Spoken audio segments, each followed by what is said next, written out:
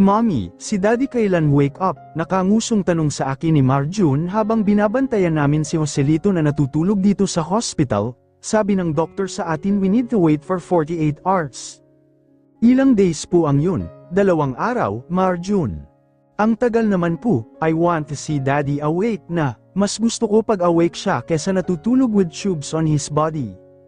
Then let's pray for him. Sabihin natin kay Papa God, request nating magising na ang daddy mo. I think he will listen to us.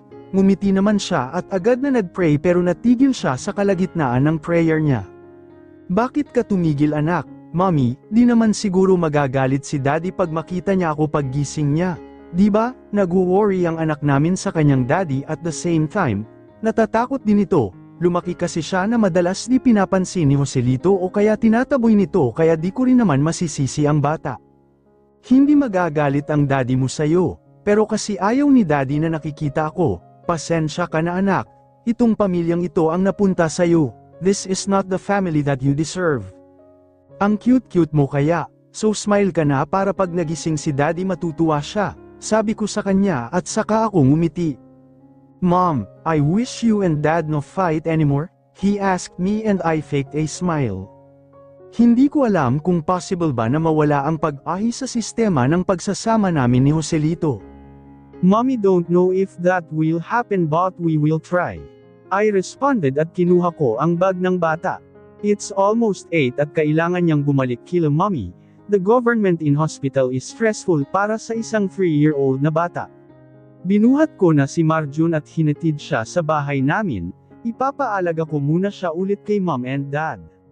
Nang makarating ako sa bahay namin, sinalubong ni Yaya Chrising ang bata, agad naman itong sumama dito para makipaglaro. Kumusta na ang asawa mo? Tanong sa akin ni Papa. Okay naman po siya, he'll be fine soon. Liwan ko lang saglit ang bata dito kay Yaya Chrising, mataray na sagot ko sa kanya. Siguraduhin mong madyay gising yan, wala pang binibigay sa atin na kahit ano galing sa kayamanan nila. Sabat naman ni Mom sa pag-uusap namin ni Dad. She never changed, everything was about her money and luxuries. Mom, it's been almost 4 years, are you still thinking about your money? Anyways, you let me marry Joselito because you wanted some company assets under your name right? I asked her. Nag-init ang ulo niya dahil doon. Magpasalamat ka na lang at prominenteng pamilya ang napangasawa mo at di ka napunta sa anak nung mga tan na yun, pasinghal niyang sagot sa akin. Disgust, bumalik yun sa sistema ko. I hate my parents for forcing me to marry Joselito, for not hearing me out even though I'm telling the truth and I hate them even more now. Pera at pangalan pa rin kasi ang nasa isip nila. Kung tutuusin, swerte na nga kami na hindi nawala sa amin yung sasakyan at bahay dahil sa scam na ginawa nilang dalawa ni Daddy. I hate to say this pero ang greedy nilang dalawa. Do you think na dapat maging thankful ako sa mga nangyayari sa akin ma? I am forced to marry someone that I don't love. I am forced to leave the person that I love. Tapos gusto mo maging masaya ako? Are you even a human? Nasampal ako ni Mama dahil doon. Stop it, magtigil na kayong dalawa, sabi ni Papa sa aming dalawa. Titigil lang ako kung magkakaroon ng respeto ang batang yan sa akin, sigaw ni Mama. Fine, that's it, Yaya Chrising, akin na ulit si Marjun, sigaw ko. Agad na bumaba si Yaya Chrising at kasama na niya si Marjun. Kinuha ko ang anak ko sa kanya. I feel stupid for thinking that my mom and dad can change and be a parents for me, for their only daughter who lost her life because of their greed. Hindi ko nahahayaan na makita niyo ulit ang apo niyo, I told them. Florencia, wag mo namang gawin ito. Hayaan mo na lang ang mommy mo, pakiusap ni Daddy sa akin pero di ko na siya pinansin. I grabbed Marjun's stuffs again, matutulog na lang kami sa hospital. Comfortable naman doon, we will wait until Joselito would gain his consciousness. Mama, maliit na tawag sa akin ng anak ko, aalis na tayo ngayon Marjun, sabi ko sa kanya. Bakit po ang bilis, naglalaro pa kami ni Yaya Chrising, tanong niya sa akin. We will just wait until Daddy wakes up, okay? I asked the kid. Agad naman tong tumango at binuhat ko siya agad at saka kami naglakad palabas ng bahay. Sige huwag ka nang bumalik dito. Wala kang kwentang anak, Florencia. Wala kang kwenta, sigaw ni Mommy habang tinatuboy kami ng tuluyan. Stop it, sigaw ni Daddy sa kanya pero di na ito nagpaawat. Pumasok kami sa sasakyan at saka ko nilagay ang seatbelt ni Marjun. I guess nothing would really work for me, Mama, why you and Lola fight po? Tanong ni Marjun nang nakasakay na kami ng sasakyan. Kasi galit si Mama at Lolo at Lola mo at kahit anong gawin ni Mama na pag-intindi sa kanila, galit pa rin siya, kaya kami nag-aaway, sabi ko sa kanya. Di ba dapat yung anak love niya, parents niya? You always told me that. That's why I love you and Daddy very much. I did, pero napagod na ako, kaya ikaw na lang ang mamahalin ni Mama, sabi ko sa kanya and I hugged the kid. Nagpayakap naman ito sa akin, natigil kami sa pagyakap nang tumunog ang cellphone ko. It was an unknown number pero sinagot ko ito. Sino ta? I asked once na napindot ko ang accept call. Silence, iyon ang namutani sa kabilang linya. Hello, sino ito? I asked once again. Mommy, nadinig ko na tawag ako ni Marjun, nakita kong hirap na hirap siyang kagatin ang pack ng candy. Si Mommy ang magbubukas niyan para sa'yo. Just wait lang ha, may tumatawag kasi, sabi ko sa kanya at binalik ko ang atensyon ko sa phone. Sino ulit? Alam mo kung di ka magsasalita ibababa ko na ang phone. No, don't, the voice is very familiar, my heart knew who owns this voice. It's him, I know that it's him. Sino ka? Muli kong tanong sa kanya pero hindi siya nagsalita. Sino ka? Kung di ka magpapakilala ibababa ko na ta. Halos sigaw ko. Alam kong si Wilfredo ito. Ano? Naduduwag ka ulit? I asked him then the line was totally gone again. Hindi ko napansin na naluha na ako dahil sa pagkakaputol ng linya. Pakiramdam ko bumalik ang lahat ng sakit na naramdaman ko nung biglaan niya akong iniwan. Mommy, why are you crying? Tanong muli sa akin ni Marjun pero ngumiti na lang ako sa kanya at saka nagmaneho pabalik sa hospital. While on the way, muling tumunog ang cellphone ko. This time, it's not from him, galing kay Tita Milanya na ang phone call na dumating kaya agad kong sinagot ito. Mama, bakit po? Pumunta na kayo dito sa hospital dahil nagising na si Joselito, sabi niya sa akin. Talaga po? I asked her again. Oo, nagising na siya kaya pumunta na kayo dito ni Marjun. Napatingin ako sa anak namin na busy sa pagbubukas pa rin ng candy na di niya mabuksan kanina. Marjun, Daddy woke up na, sabi ko sa anak namin sa masayang tono. Natuwa ako sa narinig ko. Sa wakas ligtas na sa panganib si Joselito. I uttered a silent prayer because of it. Mabuti naman at gumising na siya. Akala ko forever na siyang tulog with those tubes. Oo, pero may problema tayo, sabi niya sa akin. Ano po yun? I asked her again. Si Joselito, walang maalala, sagot niya at bumantong hininga. Baka po pag sinabi niyo na kung sino siya maalala naman po niya agad. Malapit na po kami sa hospital, Tita Milanya. Don't worry, I told her at binaba ko ang phone. Narating namin agad ang hospital. Kabado akong umakyat sa kwarto ni Joselito. Sa sobrang kaba ko naunahan pa ako ni Marjun na pumasok ng kwarto ni Joselito. Nang makapasok ako sa kwarto, nakita ko si Joselito na nakangiti habang kausap ang mama at papa niya. He was laughing hard. Hindi ko pa siya narinig na tumawa ng ganoon sa pagsasama namin. Daddy, tawag ni Marjun sa kanya at lumingon ito. Taliwas sa poker face na ginagawa ni Joselito sa tuwing maglalamang ang anak namin, he gave him a warm smile. Ikaw ba yung anak ko? Joselito asked him, napaatras naman si Marjun at saka yumuko sa harap nito. Hala, bakit ka nakayuko? Nagtatakang tanong ni Joselito sa kanya. Yes dear, siya ang anak niyo ni Florencia, he was Marjun and he's 3, matalino din siya at saka mabait gaya mo, sagot naman ni Tito Pansy sa kanya. Totoo pala yung sinabi niyong daddy ako, kumusta naman po ako bilang daddy, mom? Tanong muli ni Joselito. Nagkatinginan si Tito Pansy at Tita Milanya nang matanong iyon ni Joselito. Looking at him right now, pakiramdam ko sobrang inosente ni Joselito. I started to wonder what if, ito yung Joseliti na nakilala ko. Paano kung noong pinanganak si Marjun ay naging ganito na ang ugali niya? Siguro di ako mahihirapan na makasama siya. Siguro di kami magkakasakitan ng grabe. Bakit po ganyan kayo makatingin sa akin? Hindi po ba ako mabuting ama? How did I even get married? Bakit ba ako walang maalala? I felt like I was stuck in my high school self. He looked bothered at that time. Napaisip siya at kitang-kita ko ang pag-question niya dahil sa reaksyon ng parents niya. Mabait kang daddy sa anak natin, sagot ko at tuluyan na akong pumasok. Tumingin sa akin si Joselito at natulala siya. Ngumiti siya na parang bata na nagustuhan ang nakita. Florencia, hiha, kanina ka pa namin hinihintay. Ano bang nangyari sa'yo at naunahan ka pa ng bata na pumasok sa loob? Ano, may nakita lang, are you my wife? Napatingin ako kay Joselito nang tinanong niya iyon sa akin. Oo, ako ang asawa mo, ako si Florencia, ako ang asawa mo.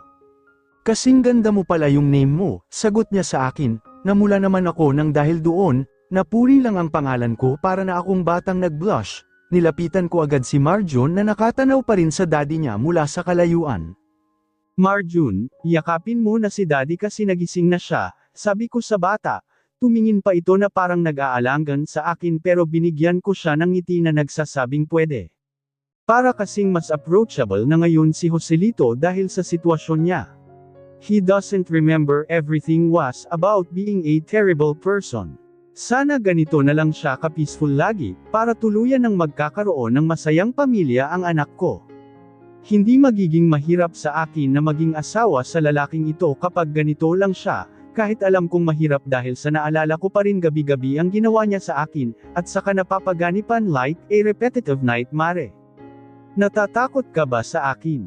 Joselito asked sa anak namin, umiling ang bata. Tumingin si Joselito sa mama at papa niya. Nakakatakot ba akong tingnan, Dad? Tanong ni Joselito sa kanila. Umiling naman ito sa kanila. Natawa ako kasi naman masyadong naging conscious si Joselito sa facial expression niya. He was really good looking at mas tumitino ang itsura niya kapag nakangiti siya. Go on, hug him. Saad ko ulit sa bata. Tumakbo naman ito para yakapin ang ama niya. Joselito hugged him back na parang tuwang-tuwa, kahit halata mong nanghihina pa rin siya at medyo nasaktan sa yakap ng bata pero di niya pinansin yun. He's like a father who missed his son too much. Bitaw ka muna kay daddy baka na-hurt siya, may mga sugat pa siya. Awat ko kay Marjun kasi nag-go-grow na si Joselito dahil sa pain. Marjun hit his wound when he hugged his dad. Hala, daddy are you mad because I hugged you tight? Tanong ng bata sa ama niya. Hindi ako galit, ang astig na ng hug mo nawawala yung sakit ng mga sugat ko, sabi ni Joselito pero umiyak na ang bata sa harap, akala talaga niya nagalit si Joselito sa kanya, agad kong binuhat ito at binigay muna kay Tita Milania upang patahanan ito. Anong nangyari sa anak natin at umiyak siya bigla? Akala lang niya nasaktan ka sa yakap niya, sagot ko sa kanya, he sighed and smiled as a sign of relief. Sabihin mo sa kanya na hindi ako galit. I will say that to him pag kalmado na siya. Ikaw, what do you feel right now? Okay naman, masakit lang ulo ko ng kunti, sagot niya sa akin, anong gusto mo, tubig, pagkain, juice or tea? I asked him again. Wala naman, gusto ko lang na magtanong ng magtanong, sagot niya sa akin, tumingin ako sa kanya and saw a innocent man looking at me. What do you want to know? I asked him at naglagay ako ng upuan sa tabi ng kama niya. Asawa kita, di ba? Paano tayo nagkakilala? He asked me. Hindi ba dapat ang itatanong mo muna ay yung basic, bakit tungkol ka agad sa atin? Tanong ko sa kanya.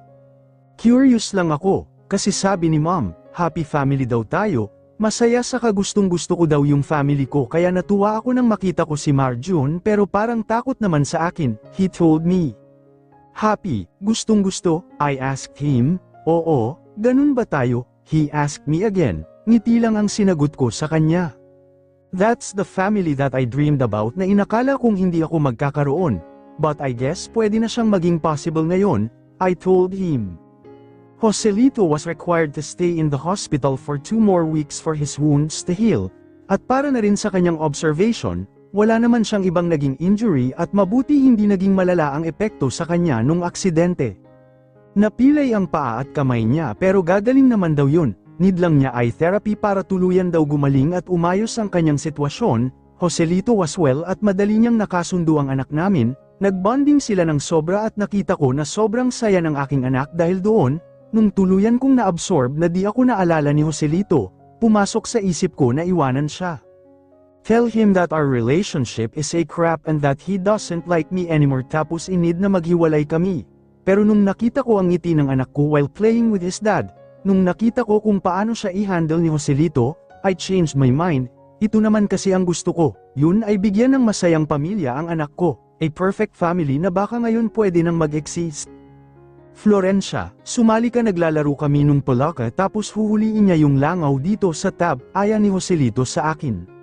Yes mama, join ka, let's kill, sabi ng anak ko. Kailan ka pa naging killer at niyaya mo si mommy na pumatay?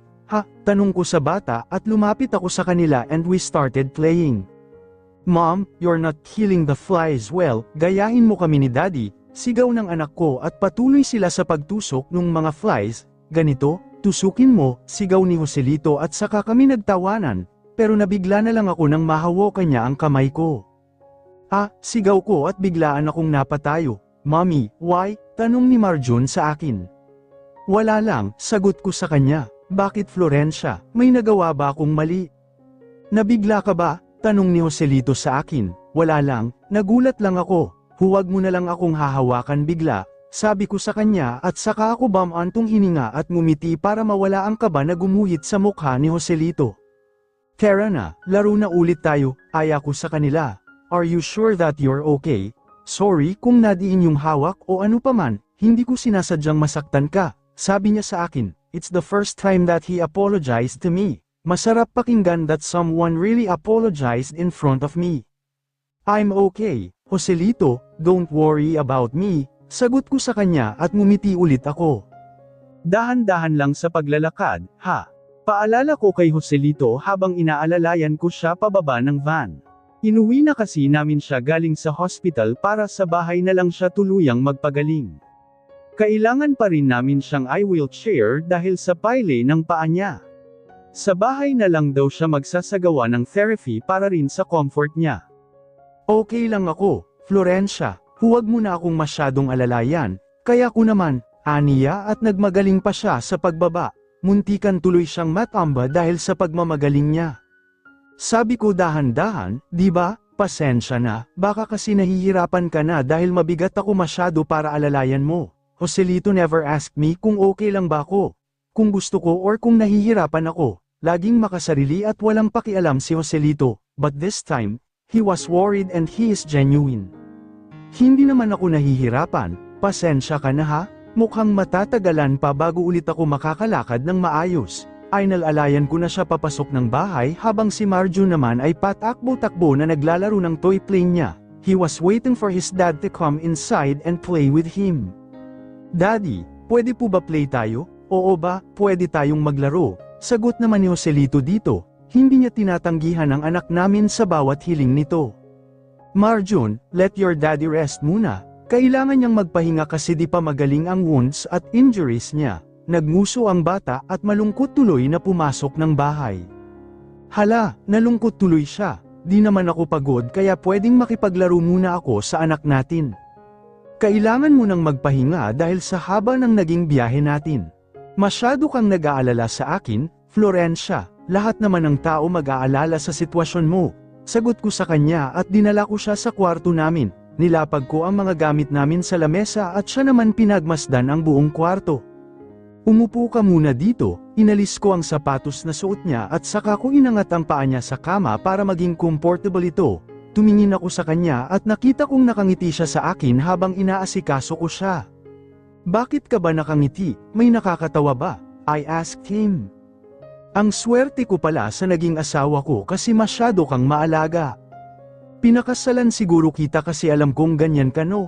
Tanong niya sa akin. Hindi ako nakasagot kay Joselito kasi di ko alam kung paano ko sasagutin ang tanong niya sa akin.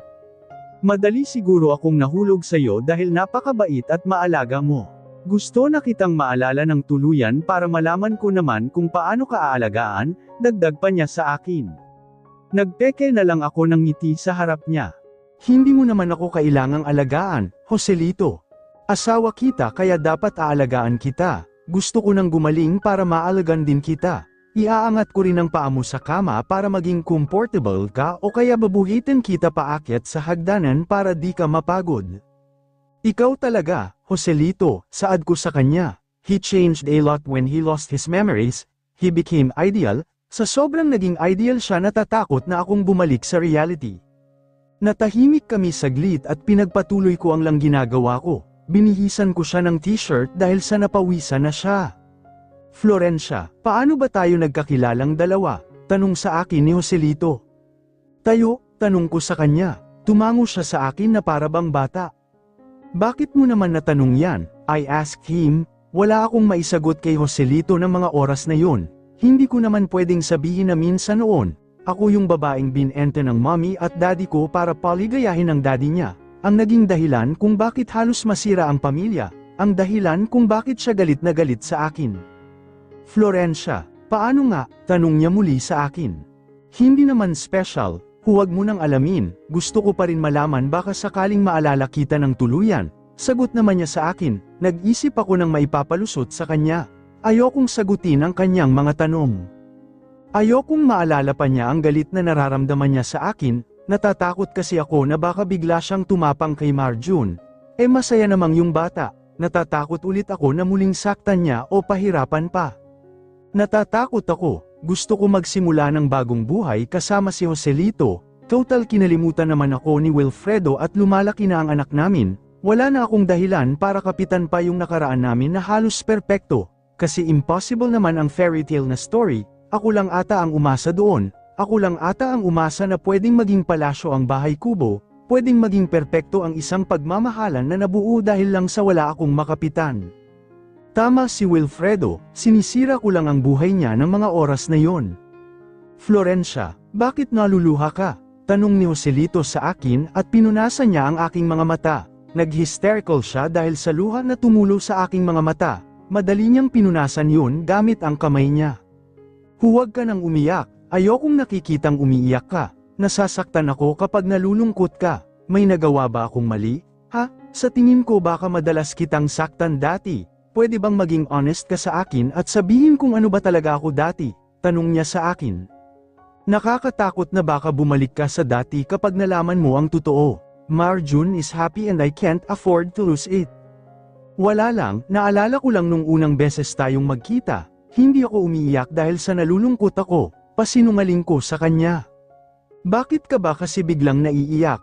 Tinatanong ko lang naman kung paano tayo nagkakilala. Hindi ba maganda ang first meeting natin? Tanong niya sa akin, hiling ang sinagot ko sa kanya. Meaning you changed my life, magpahinga ka na muna, tawagin mo na lang ako kung may kailangan ka. Ha?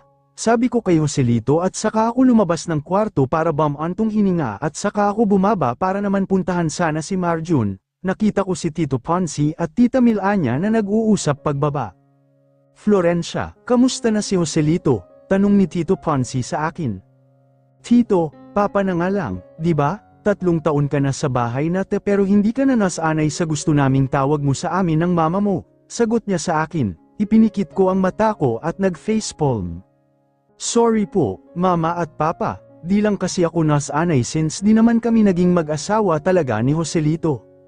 Asawa ka niya, hiha, Tita Milanya reminded me, sa papel, at sa role bilang magulang ni Marjun pero di naman talaga yun ang naging turing namin sa isa't isa, we discussed each other but we're together because of our son, sagot ko naman sa kanya. Yung sa anak ko, ngayon na nawalan siya ng alaala, maaari ka nang maging malaya.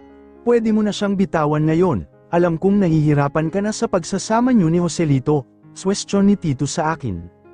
Tama si Ponzi, pwede ka nang makalaya, sabi naman ni Tita Milanya sa akin, gustuhin ko man po pero masaya na yung anak ko ngayon na mabait na si Joselito, ayoko naman na masaktan yung bata dahil sa nasasaktan ako, hindi ko na po iiwan si Joselito para kay Marjun, sagot ko sa kanila. Ma, gusto kong ibigay yung pamilya na hindi ako nagkaroon sa aking anak. Kahit yun lang ang maibigay ko para lang aking masaya at puno ng pagmamahal ang anak ko, gagawin ko po yun, may anak na ako at hindi ngayon ang oras para maging makasarili, at ngayon na okay na si Joselito, at hindi niya naalala na may galit siya sa akin, kukunin ko na yun na pagkakataon, at saka po, wala naman akong babalikan kung sakaling umalis ako dito. Sagot ko sa kanila at pinanood si Marjun na masayang umakyat sa itaas habang sinisigaw ang daddy niya. Sigurado ka na ba sa desisyon mo? Tanong sa akin ni Tita Milanya. Opo, napag-isipan ko na po ito. Gagawa ako ng pamilya para sa anak ko. Hindi ko yun makikita kay Wilfredo pero alam kong kaya yun maibigay ni Joselito. Lumipas ang 4 na buwan at unti-unti nang nakalakad si Joselito, daw ngayon gumagamit siya ng tungkod para mas makalakad ng maayos, dadating din daw baka maybe 5 months from now na makakalad siya ulit ng maayos. Naging maayos ang pagsasama naming dalawa, iniiwasan ko na lang ang mga tanong ni Joselito tungkol sa nakaraan namin. I always tell him that the present is important and our past is just a memory. Pero minsan makulit talaga siya. I just need to make some stories about things that he would randomly ask. Minsan nga sinusulat ko na yung mga details na sasabihin ko kasi nahahalata niya ang nagbabago ang story ko. Good morning, I heard his voice come near me tapos may yamakap sa akin patalikod. Muntikan akong mapasigaw sa yakap niya, pero pinigilan ko na lang kasi baka magtanong na naman siya. At saka napakainit ng yakap na binigay niya sa akin, it was so gentle, pakiramdam ko fragile ako. Did I scared you? Umiling ako bilang sagot sa kanya. Good morning din, yun ang sinabi ko sa kanya imbes na sagutin ang tanong niya kung natakot ba ako. Parang lagi kang nagugulat o umiiwas sa akin kung lalapit ako, may ginawa ba ako dati sa'yo? Bakit mo natanong yan? I asked him, para ka kasing takot sa akin lagi. Sabi niya sa akin humarap ako sa kanya at saka ako ngumiti, sa gwapo mong yan hindi ako matatakot sa'yo, pabiro kong sagot sa kanya. It's what I feel, he responded with a sad tone. I held his hand to remove his worries. Ayokong gumawa ng move para maalala niya ang nakaraan namin. Joselito, magugulatin lang talaga ako. Don't mind it, sabi ko sa kanya. Kahit si Marjun minsan takot rin sa akin, hindi ba ako mabait na asawa dati? Nararamdaman din siguro ni Joselito yon. Medyo ilag din kasi ako sa kanya, hindi ba totoo na mabuti akong ama at asawa? Mabait kang asawa, ganito na lang, tulungan mo akong maghanda ng almusal para mas maging mabait ka. Hindi yung kinu-question mo yung mga bagay na pakiramdam mo lang naman pero di naman totoo. Saka ako bamantong hininga pero niyakap lang ako ng mahigpit, sobrang higpit pero sobrang sarap sa pakiramdam. Ganito ba ang pakiramdam ng pagiging mahalaga? I can hear it, your heart beats very fast every time I'm near you. My heart beats fast because I am in love with you, sagot ko sa kanya. Inalagay niya ang kamay niya sa dibdib niya as if he was feeling his heart too. Really? He asked me at tumango na lang ako sa kanya. My heart is beating loud right now. Florencia, does that mean that I'm also in love with you? Natawa ako dahil sobrang naive ng tanong niya sa akin.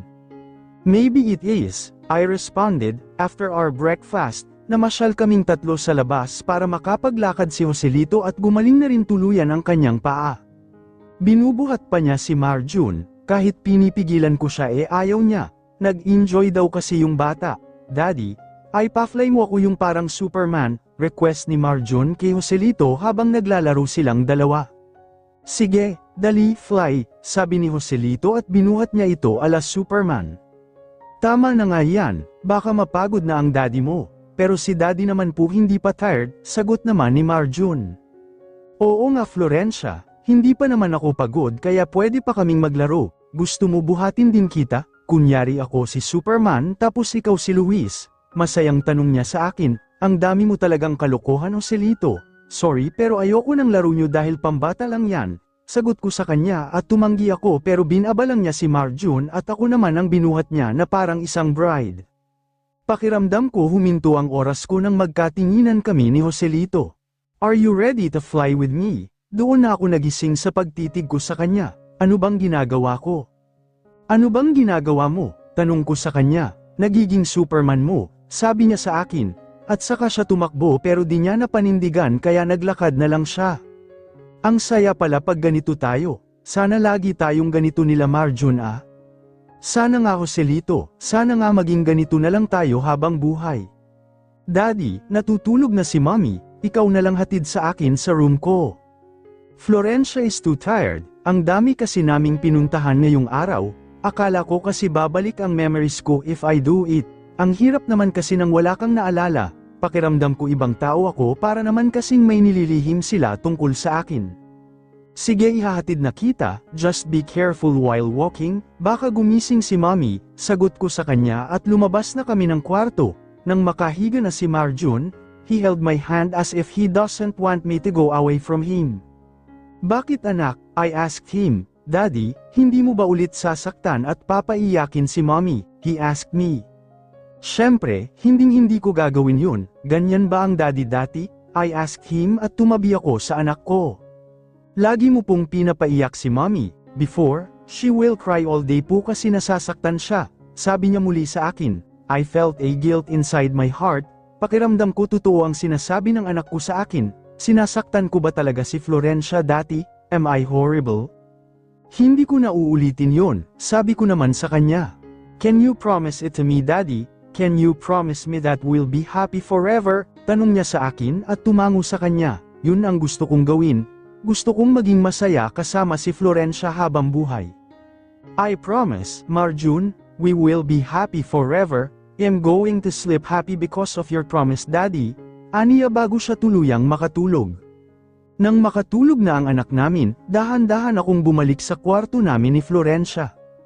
I looked at her and kissed her head. She was sleeping soundly. Hinawi ko ang buhok niya at saka ko hinaplos ang pisngi niya. Nagsisinungaling ka sa akin, no? Hindi siguro ako mabuting asawa sa'yo dati. I asked her pero nanatili lang siyang tulog.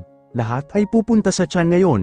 Magiging masaya kami. Nagpasya na lang akong yakapin siya at matulog. Yayakapin ko siya hanggang sa sumapit ang umaga. Hindi nagtagal nagising ako dahil sa nakarinig ako ng iyak sa tabi ko.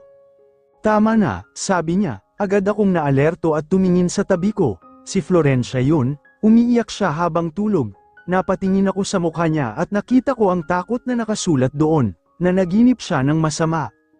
Florencia, wake up, tawag ko sa kanya at akin siyang inalog pero hindi siya nagising. Panipi. Tama na, sigaw niya at bigla siyang nagising and she started to cry hard. Wala akong nagawa kundi ang yakapin siya. Tama nga ako. I was not a good husband before. Sinasabi lang niya na mabait ako pero hindi naman talaga. Hindi naman siya mananaginip ng ganun kung wala akong ginawang masama. Diba, I almost believed that I was a good person.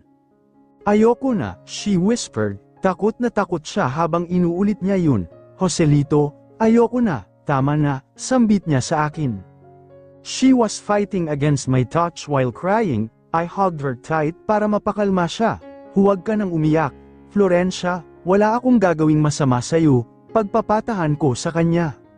She stopped crying when I hugged tight pero agad din siyang bumitaw sa yakap ko nang kumalma na siya. Sorry, nanaginip lang ako ng masama, Joselito. Nagising ba kita? She asked me at madali niyang pinahid ang kanyang luha na patuloy pa rin sa pagtulo.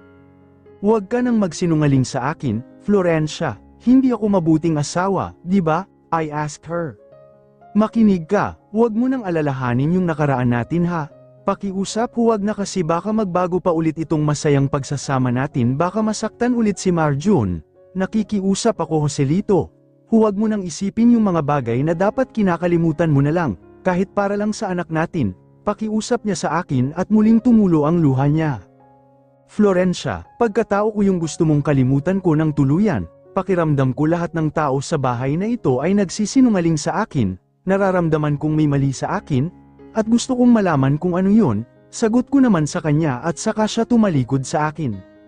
Joselito, masaya na ako sa kung anong meron tayo ngayon kaya nakikiusap ako.